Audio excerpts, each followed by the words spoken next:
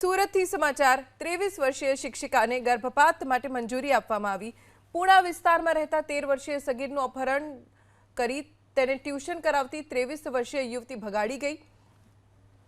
પાંચમા દિવસે તેઓ રાજસ્થાન બોર્ડર પરથી સગીર સાથે પકડાઈ। તેની ધરપકડ સાથે પ્રેગ્નન્સી ટેસ્ટ કરતા નવો ઘટસ્ફોટ થયો હતો। આ શિક્ષિકાને 20 અઠવાડિયાનો એટલે કે 5 મહિનાનો ગર્ભ હોવાનો ખુલાસો થયો હતો।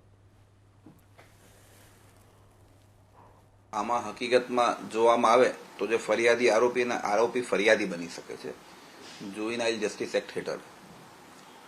એટલે જે બાળક છે તે આરોપી બને આમાં, કેમ કે એમાં સમગ્ર એક્ટ છે। મારું એવું પર્સનલી બીજું માનવું એવું છે, સેકન્ડ ઓપિનિયન એવું છે આમાં કે જે મહિલા છે તે મેન્ટલી સ્ટેબલ નથી।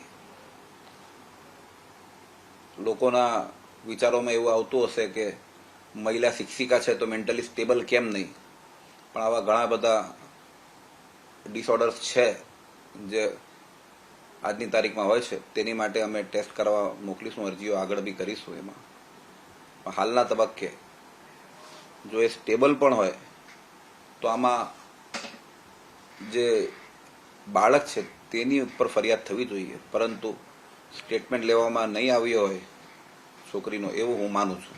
એમની સિચ્યુએશન એવી હતી કે જે તે ટાઈમે એમને ફરીથી એમને જેલમાંથી મેડિકલ કરાવવા માટે લઈ ગયા પોલીસ દ્વારા, તો ત્યાંથી ડૉક્ટર દ્વારા રિપોર્ટ એવો આપવામાં આવ્યો હતો કે ભાઈ બાળક જે છે ગર્ભમાં તે ખૂબ જ અંદરથી છે અને એ બાળકનું કુપોષણ છે, અંદર કુપોષિત બાળક છે અને જે નાળ જે આવે બાળકની એ એવું કહેવામાં આવ્યું હતું કે 5 આંટા વીંટાઈ ગઈ છે કે જે એનાથી બાળક જે એનો વિકાસ થવો જોઈએ ગર્ભમાં એ થયો નથી।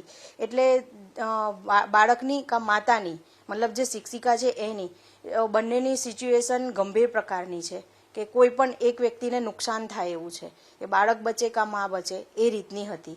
એટલે એમને મેં સમજાવ્યા એ બાબતની, તો એમણે કીધું કે સારું કંઈ વાંધો નહીં, હવે મારે ગર્ભપાત કરાવવો છે એવી એમણે જાણ કરી। તો અમે આગળ એની કાર્યવાહી કરી, નામદાર sessions court special POCSO court છે એમાં અરજી દાખલ કરી, તો નામદાર કોર્ટ દ્વારા અમને ઓર્ડર આપવામાં આવ્યો અને ગર્ભપાત કરાવવાની મંજૂરી મળી।